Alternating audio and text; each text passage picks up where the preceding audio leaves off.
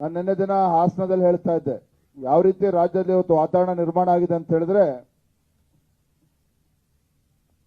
ರಾಜ್ಯದಲ್ಲಿನ ಕಾಂಗ್ರೆಸ್ ಸರ್ಕಾರದ ಯಾವುದೇ ಮಂತ್ರಿ ಲೋಕಸಭಾ ಚುನಾವಣೆಯಲ್ಲಿ ಕಾಂಗ್ರೆಸ್ ಪಕ್ಷದ ಅಭ್ಯರ್ಥಿ ಆಗೋದಕ್ಕೆ ಧೈರ್ಯ ಮಾಡಕ್ ಸಾಧ್ಯ ಆಗಲಿಲ್ಲ.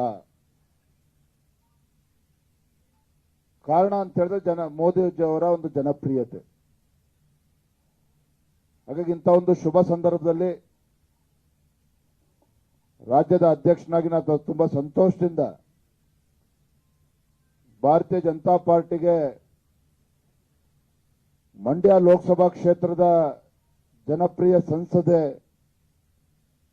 ಸುಮಲತಾ ಅಂಬರೀಶ್ ರವರು ಸಾಕಷ್ಟು ವಿಚಾರಗಳು ಮಾಧ್ಯಮದಲ್ಲಿ ಚರ್ಚೆ ಆಗ್ತಾ ಇತ್ತು. ಸುಮಲತಾ ಅಂಬರೀಶ್ ಅವರು ಯಾವ ನಿರ್ಣಯವನ್ನು ತೆಗೆದುಕೊಳ್ತಾರೆ, ಯಾವ ನಿರ್ಧಾರವನ್ನು ಮಾಡ್ತಾರೆ,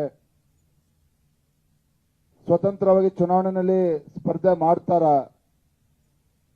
ಈ ಎಲ್ಲ ಅನುಮಾನಗಳಿಗೆ ನಿನ್ನೆ ದಿನ ಸ್ವತಃ ಸುಮಲತಾ ಅಂಬರೀಶ್ ಅವರೇ ಮಂಡ್ಯದಲ್ಲಿ ಅದಕ್ಕೆ ಇತಿಶ್ರೀ ಆಡಿದ್ದಾರೆ.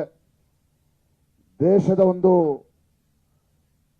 ಸುರಕ್ಷತೆ ಮತ್ತು ಅಭಿವೃದ್ಧಿಯ ದೃಷ್ಟಿಯಿಂದ ನರೇಂದ್ರ ಮೋದಿಜಿ ಅವರು ಮತ್ತೊಮ್ಮೆ ದೇಶದ ಪ್ರಧಾನಮಂತ್ರಿ ಆಗಬೇಕು ಅನ್ನೋ ಒಂದು ಸಂಕಲ್ಪದೊಂದಿಗೆ ಶ್ರೀಮತಿ ಸುಮಲತಾ ಅಂಬರೀಶ್ ಅವರು ಭಾರತೀಯ ಜನತಾ ಪಾರ್ಟಿ ಸೇರ್ಪಡೆ ಆಗಿದ್ದಾರೆ.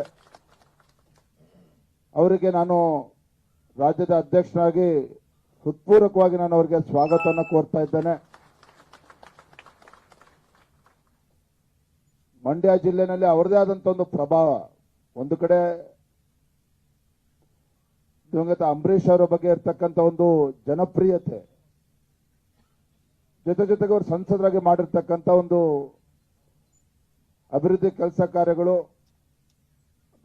ಸುಮಲತಾ ಅಂಬರೀಶ್ ಅವರ ಜನಪ್ರಿಯತೆ ಎಲ್ಲವೂ ಕೂಡ ಭಾರತೀಯ ಜನತಾ ಪಾರ್ಟಿಗೆ ಕೇವಲ ಮಂಡ್ಯ ಲೋಕಸಭಾ ಕ್ಷೇತ್ರಕ್ಕಷ್ಟೇ ಅಲ್ಲ, ಇಡೀ ರಾಜ್ಯಕ್ಕೆ ಒಂದು ದೊಡ್ಡ ಶಕ್ತಿಯನ್ನ ಕೊಟ್ಟಂತಾಗಿದೆ, ಒಂದು ಉತ್ತಮ ಸಂದೇಶನ ಕೊಟ್ಟಂತಾಗಿದೆ ಅಂತ ಹೇಳಿ ಮತ್ತೊಮ್ಮೆ ಅವರಿಗೆ ಸ್ವಾಗತನ ಕೋರ್ತಾ